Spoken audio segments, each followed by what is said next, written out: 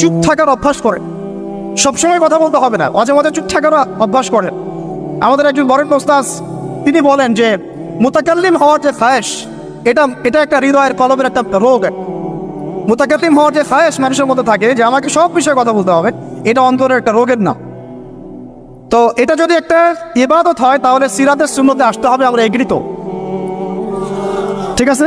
এখন দ্বিতীয় কথা হচ্ছে 3 নম্বর শর্তটা আরো ডেঞ্জারাস, সেটা হচ্ছে রিজিক হালাল হতে হবে। রিজিক এই জায়গায় সবাই একটু ফিকির করেন, দেখেন একটু আপনারা আপনাদের রিজিকগুলোকে দেখেন যে কতজন রিজিক 100% হালাল আছে।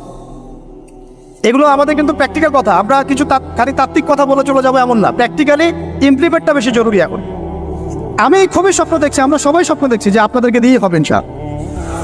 কারণ এই জেনারেশন করে দেখিয়েছে, এবং তারা আমাদেরকে দেখিয়েছে কোন ভাষায় কথা বললে কাজ হয়।